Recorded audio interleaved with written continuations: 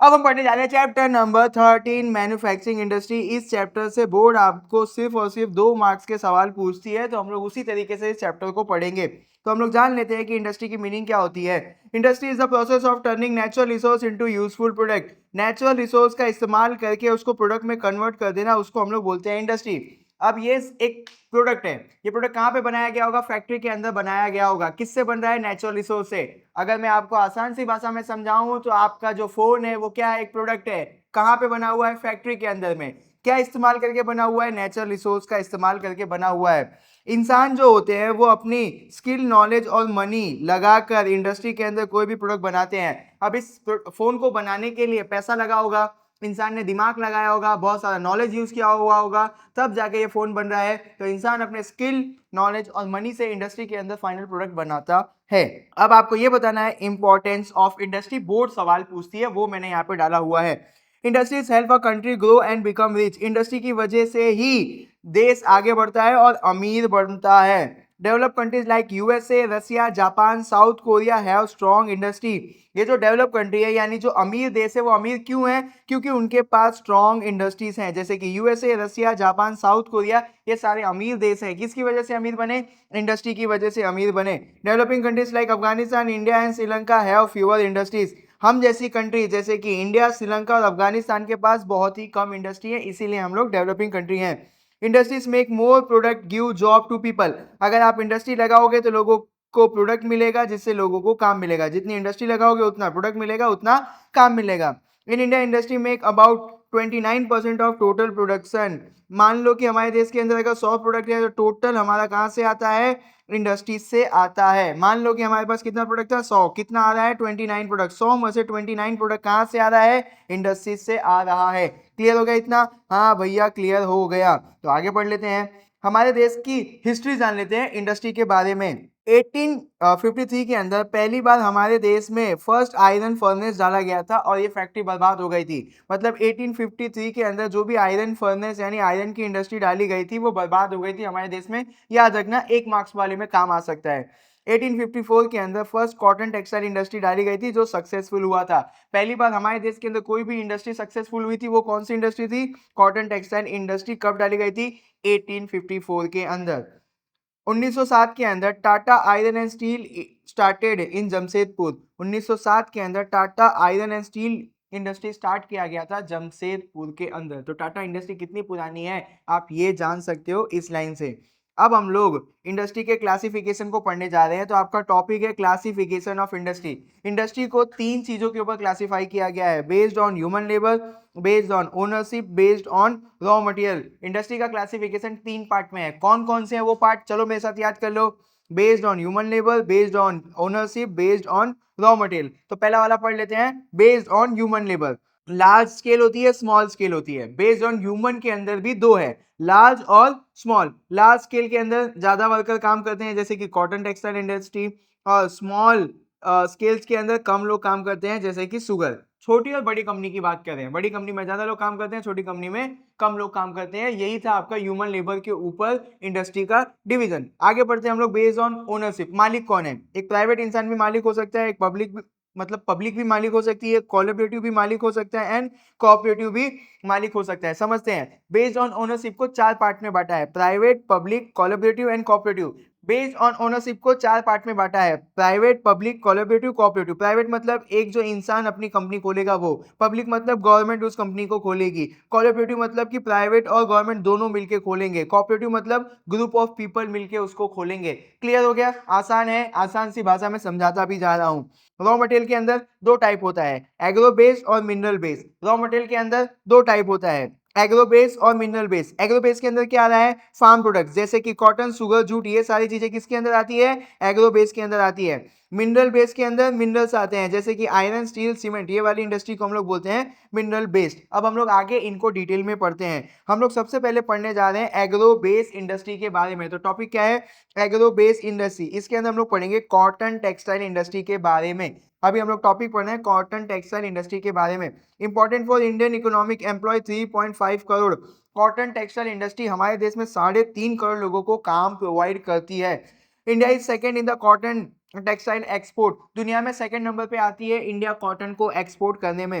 India की first मिल कहाँ पे लगाई गई थी कॉटन की? मुंबई एंड अहमदाबाद में। फर्स्ट मिल कॉटन की कहाँ लगाई गई थी? मुंबई एंड अहमदाबाद में। क्यों यहाँ पे लगाई गई थी? क्योंकि यहाँ पे जो कॉटन है वो चीप है, लेबर्स भी जो थे सस्ते थे, ट्रांसपोर्ट करना भी सस्ता था और यहाँ पे पोर्ट की अवेलेबिलिटी भी थी। अहमदाबाद और मुंबई में क्यों पहला प्लांट लगाया गया था? क्योंकि यहाँ पे कॉटन सस्ते में मिल रहा था, लेबर जो काम करने के लिए थे वो भी कम सैलरी मांग रहे थे, ट्रांसपोर्टेशन और पोर्ट की फैसिलिटीज भी यहाँ पे थी।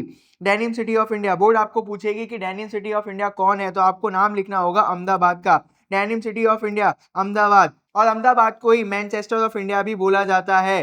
डेनिम सिटी ऑफ इंडिया भी अहमदाबाद है, मैनचेस्टर ऑफ इंडिया भी अहमदाबाद है। मुंबई को बोला जाता है कॉटन पॉलिस, मुंबई को क्या बोला जाता है? Cotton polish. अब आप बोलोगे कि भैया ये चीजें क्यों रिपीट कर रहे हो? क्योंकि बोर्ड यहाँ से ही आपको सवाल पूछ सकती है, और पूछती है, पूछ क्या सकती है, पूछी है पास्ट में। आगे देखो, चैलेंजेस टुडे, आज के जमाने में कॉटन टेक्सटाइल इंडस्ट्रीज के ऊपर क्या क्या चैलेंजेस आ रही हैं? High water and labour cost, आजकल हाई वाटर और लेबर कॉस्ट हो गया है, पानियों के भी दाम बढ़ गए हैं और लेबर कॉस्ट के भी दाम बढ़ गए, मतलब अब लोग ज्यादा पैसे मांगते हैं।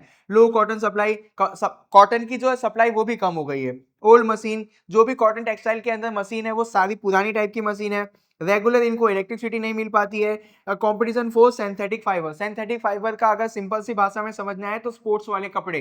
तो आज कॉटन के कपड़े को किससे कंपटीशन मिल रहा है? स्पोर्ट्स वाले कपड़ों से कंपटीशन मिल रहा है। एंड इंटरनेशनल मार्केट, तो इंटरनेशनल मार्केट में भी अब कॉटन वाले कपड़े की इतने ज्यादा डिमांड नहीं है। तो ये सारी चीजों की वजह से चैलेंजेस फेस करना पड़ रहा है कॉटन टेक्सटाइल इंडस्ट्रीज को। किन किन चीजों की वजह से? लेबर कॉस्ट बढ़ गया है, पानी का कॉस्ट बढ़ गया है, कॉटन की सप्लाई कम हो गई है, इलेक्ट्रिसिटी अच्छे से पहुंच नहीं पा रही है, स्पोर्ट्स वाले कपड़े कंपटीशन दे रहे हैं, और यहाँ पे मशीन जो है वो पुराने टाइप के, इंटरनेशनल मार्केट में भी इनकी डिमांड खत्म हो गई है। अब हम लोग कहाँ कहाँ पे एक्सपोर्ट करते हैं कॉटन के कपड़ों को? Russia, UK, USA, Sweden, Nepal, Australia, France and South Africa, ये सारे जगहों पे हम लोग कॉटन से बनाए गए कपड़ों को एक्सपोर्ट करते हैं। अब हम लोग पढ़ने जा रहे हैं जूट इंडस्ट्री के बारे में। तो India first in production, second in export after Bangladesh. सबसे ज्यादा जूट कौन उगाता है? इंडिया उगाता है। मतलब सबसे ज्यादा जूट इंडस्ट्री कहाँ, सबसे ज्यादा उगाता नहीं है, सॉरी मैंने गलत बोल दिया, सबसे ज्यादा जूट इंडस्ट्री कहाँ पे है? इंडिया के अंदर है। तो हम लोग फर्स्ट नंबर पे आते हैं जूट का प्रोडक्शन करने में, बट एक्सपोर्ट करने में हम लोग सेकंड नंबर पे आते हैं। तो फर्स्ट नंबर पे कौन है? बांग्लादेश है जूट को एक्सपोर्ट करने में। मेन प्रोड्यूसर्स, वेस्ट बंगाल से हमारा 80% जूट आता है, आंध्र प्रदेश से हमारा 10% जूट आता है। मान लो कि हमारे पास 100 किलो जूट है, तो 80 किलो आएगा वेस्ट बंगाल से और 10 किलो आएगा आंध्र प्रदेश से, बाकी का 10 किलो आएगा पूरे स्टेट से। तो ये हालत है जूट इंडस्ट्री की हमारे देश में। आगे बढ़ते हैं हम लोग। Mills are near Hooghly river, need lot of water. अब बंगाल के अंदर एक रिवर है जिसका नाम क्या है? हुगली रिवर। क्या नाम है? हुगली रिवर। अब हुगली रिवर के आसपास ही जूट इंडस्ट्री बिठाई गई है। ऐसा क्यों? क्योंकि जूट इंडस्ट्री को बहुत ज्यादा पानी चाहिए, इसीलिए वो हुगली रिवर के आसपास ही बसाए गए हैं। Decline demand due to alternative in packaging, jute का इस्तेमाल बेसिकली पैकेजिंग करने के लिए किया जाता था, बट आज के ज़माने के अंदर पैकेजिंग करने के बहुत सारे अलग अलग तरीके आ गए हैं, जिसकी वजह से जूट की डिमांड घटती जा रही है मार्केट के अंदर। अब आगे पढ़ लेते हैं सिल्क और टेक्सटाइल इंडस्ट्री के बारे में। India second in the world in silk production, silk production में हमारा नंबर दूसरा आता है दुनिया के अंदर। टाइप्स, मलबरी, एरी, टसार एंड मूंगा। इसका आपको जरूरत नहीं है, बट मैंने यहाँ पे लिख दिया है, बस एक बार देख लो। अबाउट 300 वीविंग मिल्स, तो सिल्क इंडस्ट्री यानी सिल्क से बने कपड़े, ऐसे हमारे पास 300 मिल्स हैं पूरे देश के अंदर। 300 मिल हैं जो सिल्क का यूज करके कपड़ा बनाते हैं। मेजर स्टेट्स कौन कौन से हैं? Karnataka, Madhya Pradesh, waste Bengal, Tamil Nadu, Punjab and Jammu Kashmir. यहाँ पे ही मिल पाए जाते हैं किसके? सिल्क से कपड़े बनाने के। आगे हम लोग एक्सपोर्ट कहाँ कहाँ करते हैं? यूरोप में, अफ्रीका में, सिंगापुर में, यूएसए में, रसिया में एंड गल्फ कंट्री में। सारी चीजें आसान है, इसीलिए मैं आपको याद भी करवाते जा रहा हूँ। अब आ जाओ वुलन इंडस्ट्री के अंदर। तो वुलन इंडस्ट्री के अंदर मैक्सिमम मील पाई जाती है पंजाब, महाराष्ट्र एंड यूपी के अंदर। गुजरात में कहाँ पाया जाता है वुलन इंडस्ट्री यानी वुलन टेक्सटाइल इंडस्ट्री? अहमदाबाद और जामनगर में। और एक्सपोर्ट कहाँ कहाँ करते हैं हम लोग? यूएसए में, कनाडा में, जर्मनी में और फ्रांस में। ऑल्सो प्रोड्यूस वुलन कारपेट, हम लोग इसी वुलन इंडस्ट्री के अंदर वुलन से बने कारपेट भी बनाते हैं। अब मैं क्या ही समझाऊं इसके अंदर, सारी चीजें इजी है। Synthetic textile industry made from artificial fibre, artificial fibre आपके स्पोर्ट्स वाले कपड़े जिनको हम लोग बोलते हैं सिंथेटिक टेक्सटाइल वाली industry. Cheaper, durable, wrinkle free and use less water compare to cotton. Cotton से ज़्यादा सस्ता होता है ये वाला कपड़ा, ड्यूरेबल होता है, लंबा चलता है। इसके ऊपर सिलबट्टे, मतलब कि ये में जो मेरा शर्ट है वो ऑलमोस्ट कॉटन का ही है। अगर मैं यहाँ पे ऐसे करके कर दूंगा तो यहाँ चिमुड़ जाएगा। अगर मैंने स्पोर्ट्स की टी शर्ट पहनी हुई होती तो यहाँ पे रिंकल्स नहीं पड़ते। तो ये जो सिंथेटिक वाला कपड़ा है वो चीपर होता है, लंबा चलता है, इसके ऊपर चिमुड़न नहीं लगती है और पानी भी कम लेता है। Can be mass produce with consistence quality, मतलब इसको हम लोग बहुत ज़्यादा बना सकते हैं अच्छी क्वालिटी के अंदर। Growing fast in India, important for economic and export. ये जो सिंथेटिक टेक्सटाइल इंडस्ट्री है वो बहुत तेज़ी से आगे बढ़ रहा है और इंडिया की इकोनॉमी के लिए बहुत इंपॉर्टेंट है, क्योंकि हम लोग इसी कपड़े का एक्सपोर्ट भी बहुत ज़्यादा कर रहे हैं। Sugar industry, second largest agro industry after textile. India के अंदर सबसे बड़ी एग्रो इंडस्ट्री है वो है टेक्सटाइल, मतलब सबसे नंबर 1 पे आती है टेक्सटाइल इंडस्ट्री। उसके बाद कोई इंडस्ट्री आती है वो है sugar industry. India first in sugar production, दुनिया में सबसे ज्यादा शुगर का प्रोडक्शन हम लोग करते हैं। Sugar must be process with in 24 hours of harvest. Sugar आपने उगाया, उसके 24 घंटे के अंदर ही उसका जूस निकाल लेना चाहिए। आप लोगों को मैं इसका एग्जांपल दे देता हूं। आप गन्ने को तोड़ रहे हो जब खेत से और आप उसको रख दोगे तो जितना समय बीतता जाएगा गन्ना सूखता जाएगा, और गन्ना सूखता जाएगा तो उसके अंदर जूस की क्वांटिटी कम होती जाएगी। इसीलिए ऐसा माना जाता है कि गन्ना को जब आपने काटा, काटने के 24 घंटे के अंदर ही उसको मिल में पहुंचा के रस निकलवा लो, वरना उसके अंदर से जूस की क्वांटिटी कम होती जाएगी। ये चीजें आपको याद रखनी चाहिए। Factory located near sugar field, इसीलिए जो भी फैक्ट्रीज होती हैं किसकी, शुगर की, वो जहां पे शुगर उगता है वहीं पे बनाई जाती है, ताकि जल्दी से शुगर फैक्ट्री के अंदर आ जाए और जूस निकाल लिया जा सके।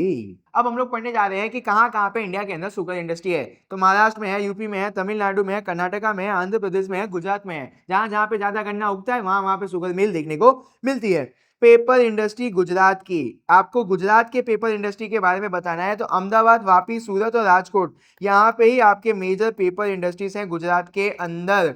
आपको बोर्ड ने एक सवाल पूछा हुआ था कि पेपर इंडस्ट्री बताओ गुजरात के, तो मैंने यहाँ पे लिस्ट बना दिया है। News print and packaging paper, Ahmedabad के अंदर न्यूज वाले पेपर और पैकेजिंग पेपर बनते हैं। वापी के अंदर स्पेशलिटी इन क्राफ्ट पेपर, जिससे हम लोग क्राफ्ट बनाते हैं, वो पेपर कहाँ बनता है, वापी में। सूरत में printed and coated paper. Rajkot में स्टेशनरी एंड पैकेजिंग मटेरियल वाले पेपर बनते हैं। अब हम लोग पढ़ते हैं मिनरल बेस्ड इंडस्ट्री को। अभी तक हमने एग्रो बेस्ड इंडस्ट्री को पढ़ा, अब हम लोग पढ़ेंगे मिनरल बेस्ड इंडस्ट्री को। तो मिनरल बेस्ड इंडस्ट्री के अंदर पहला आया आपका आयरन एंड स्टील इंडस्ट्री। इसके बारे में थोड़ा सा जान लेते हैं। इंडिया की industry make machine and construction material. Iron और स्टील का ही यूज करके हम लोग मशीन और कंस्ट्रक्शन का काम करते हैं, इसीलिए इसको बहुत ही इंपॉर्टेंट इंडस्ट्री बोला गया है। तो सबसे ज्यादा इंपॉर्टेंट इंडस्ट्री कौन कौन सी है, आयरन और स्टील इंडस्ट्री। फर्स्ट फैक्ट्री लगा था पोर्टो नोवा तमिलनाडु, अब वो बंद हो गया है। इंडिया का पहला आयरन और स्टील फैक्ट्री कहाँ पे लगा था, पोर्टो नोवा तमिलनाडु के अंदर, अब वो बंद हो चुका है।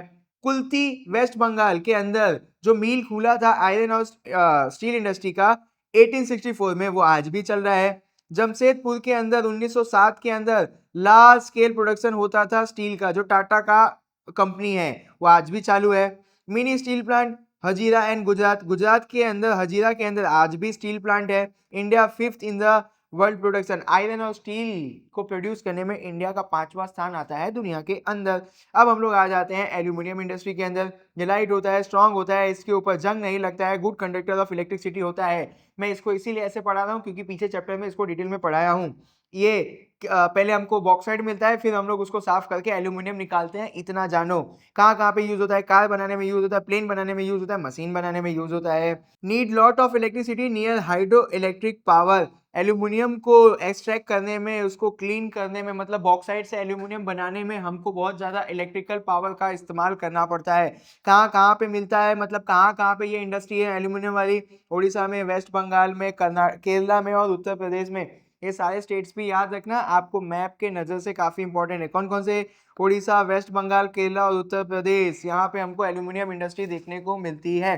Copper industry, good for conductor of electricity, आप सबको पता है कि copper is a good conductor of electricity. Fridge बनाना हो, एसी बनाना हो, व्हीकल बनाना हो, या डोमेस्टिक अप्लायंस मतलब पंखा पंखा ये सब बनाना हो, सब चीज़ों के अंदर कॉपर का इस्तेमाल किया जाता है। इंडिया में सबसे पहला फर्स्ट यूनिट कहाँ पे बनाया गया था, झारखंड के अंदर, घाटशिला के अंदर। झारखंड के अंदर एक जगह है घाटशिला, वहां पे सबसे पहले कॉपर इंडस्ट्री को बनाया गया था। Indian copper corporation, Hindustan copper limited, ये नाम है फर्स्ट यूनिट का।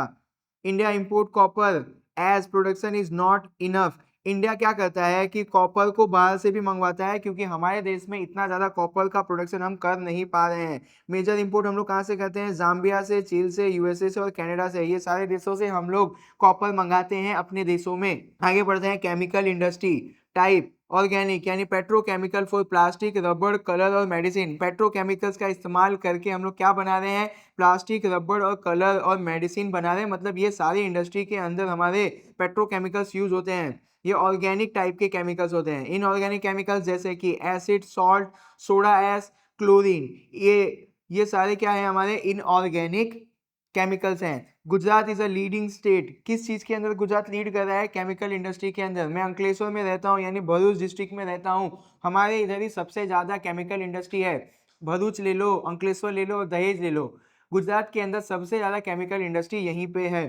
सेंटर अहमदाबाद, बड़ौदा, अंकलेश्वर और भरूच। देखा, मैंने बोला था ना, अंकलेश्वर और भरूच ये हमारा इलाका है। अहमदाबाद, बड़ौदा और अंकलेश्वर, भरूच के अंदर केमिकल इंडस्ट्री देखने को मिलती है। इंडिया में सबसे ज्यादा केमिकल इंडस्ट्री भरूच और अंकलेश्वर में ही देखने को मिलती है।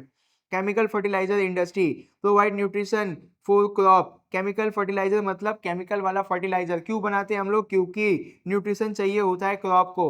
हेल्थ फूड सेल्फ सफिशिएंट मतलब हम लोगों को देश के अंदर इतना खाना उगा लेना था कि हम लोगों को भूखा ना सोना पड़े। इसीलिए हम लोग किसका इस्तेमाल करते थे? केमिकल फर्टिलाइजर का। इसीलिए हमने केमिकल फर्टिलाइजर इंडस्ट्री बनाई। केमिकल फर्टिलाइजर इंडस्ट्री कहाँ कहाँ पे है? Gujarat, Tamil Nadu, Uttar Pradesh, Punjab and Kerala. Chemical factory का जब भी नाम आए तो गुजरात का नाम तो आएगा ही आएगा। प्लास्टिक इंडस्ट्री, इसको बोला जाता है सनराइज इंडस्ट्री। याद रखना, बोर्ड आपको पूछेगी कि सनराइज इंडस्ट्री कौन है, तो आपको पता होना चाहिए प्लास्टिक इंडस्ट्री। प्लास्टिक जो होता है वो वाटर प्रूफ होता है। हम लोग उसको किसी भी शेप में मोल्ड कर सकते हैं। आप प्लास्टिक को मोड़ के किसी भी शेप में डाल सकते हो, ये उसकी खासियत है, और वो वाटर प्रूफ होता है। तो हम लोग प्लास्टिक को पैकेजिंग में यूज करते हैं, कंस्ट्रक्शन में, टेक्सटाइल में, इलेक्ट्रॉनिक्स में, व्हीकल्स में। ये सारे जगह पे हम लोग किसका इस्तेमाल कर रहे हैं? प्लास्टिक का इस्तेमाल कर रहे हैं। कहाँ कहाँ पे मिलता है? दिल्ली, मुंबई, कोलकाता, बेंगलुरु, वडोदरा, वापी, कानपुर और चेन्नई। ये सारी जगहों पे हमको प्लास्टिक इंडस्ट्री देखने को मिलती है। अब स्टील इंडस्ट्री के बारे में हम लोग पढ़ लेते हैं। Use heavy raw material. जो सीमेंट इंडस्ट्री है उसका जो रॉ मटेरियल होता है वो बहुत हैवी होता है, जैसे कि limestone, clay, gypsum, iron ore, bauxite और सैंड। ये सारे रॉ मटेरियल है किसके लिए? सीमेंट इंडस्ट्री के लिए। तो ये सारे बहुत वजन होते हैं। Factory near raw material source, जहां पे भी रॉ मटेरियल निकल रहा होगा ना वहीं पे सीमेंट इंडस्ट्री को बनाना पड़ता है, क्योंकि इसका वजन बहुत ज्यादा होता है। किसका? सीमेंट बनाने के रॉ मटेरियल का।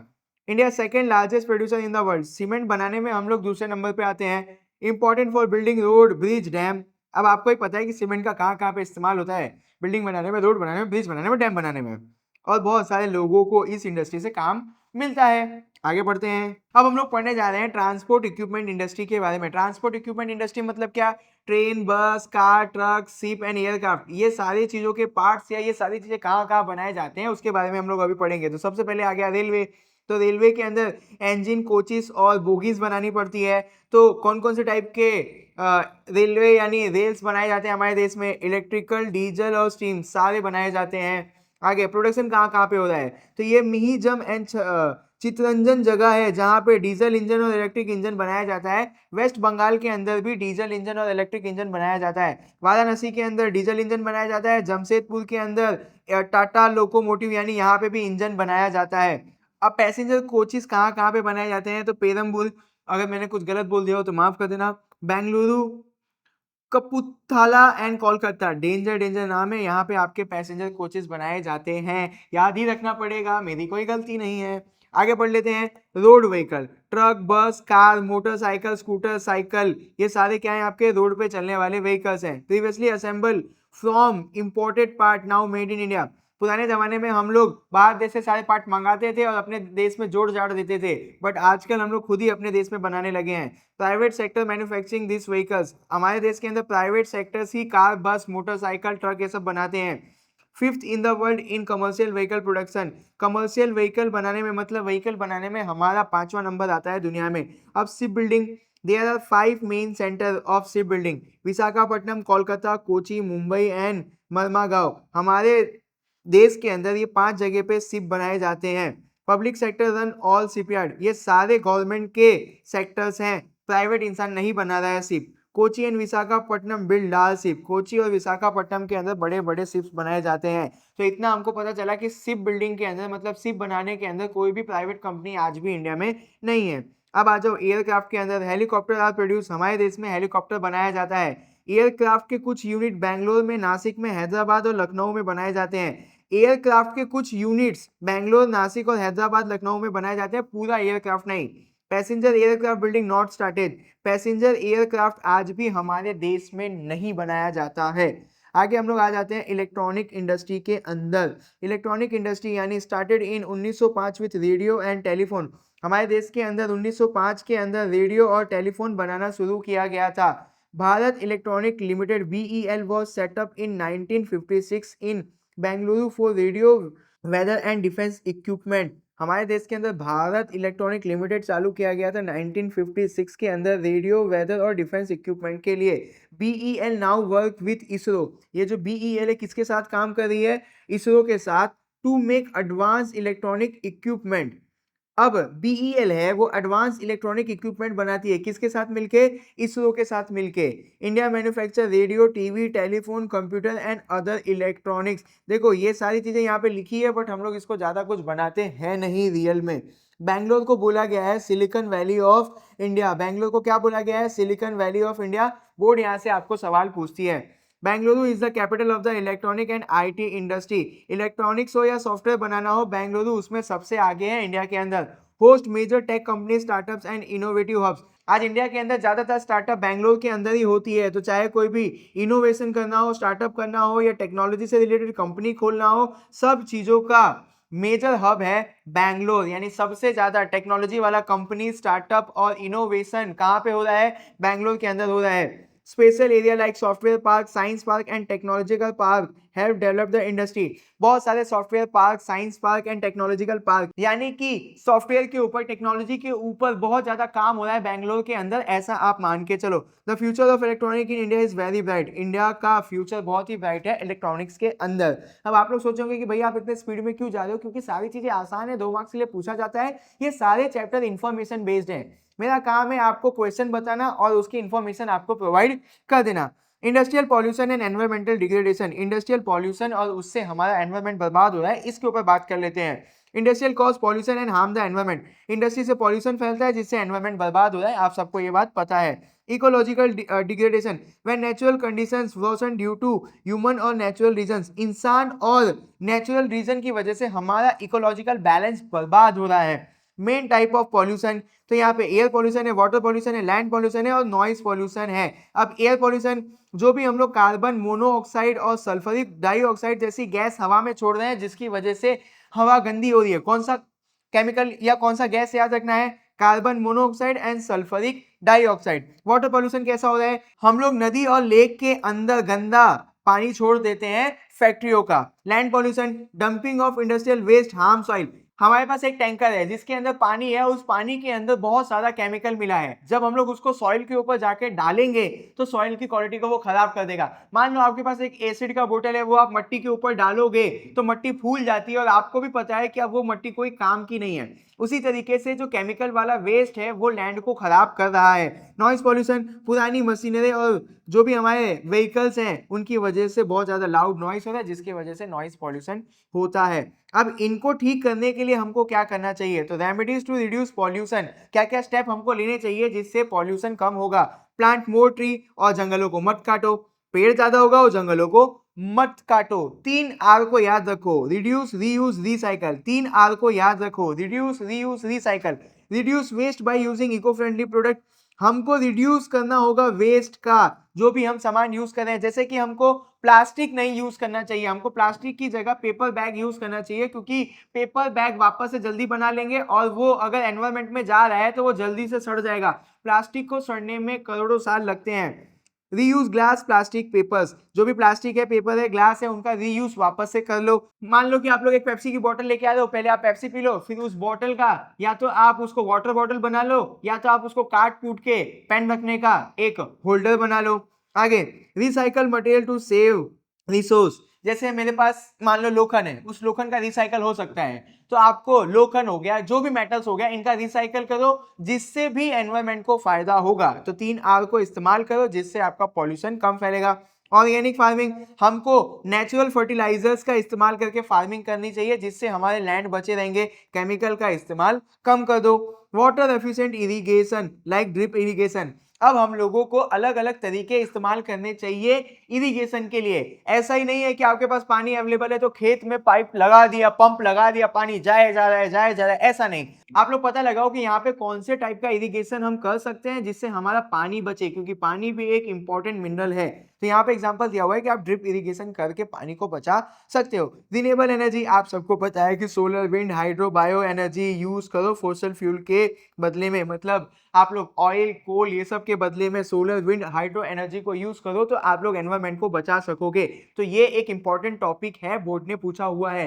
तो यहाँ पे मैंने आपको स्पीड में ये चैप्टर करवा दिया है। अगर किसी को अभी भी कोई डाउट होता है तो मुझे कमेंट करना, मैं बहुत ही आसान तरीके से उसको समझाने की पूरी कोशिश करूंगा।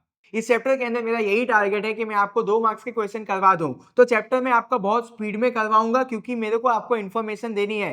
बोर्ड ने आपसे क्या सवाल पूछा है वो सवाल आपको बताना है और उसका आंसर क्या लिखना है मेरे को वो आपको बताना है, क्योंकि इस चैप्टर के अंदर सारी बातें इंफॉर्मेशन वाली हैं, कोई भी लॉजिकल चीजें नहीं है इसके अंदर।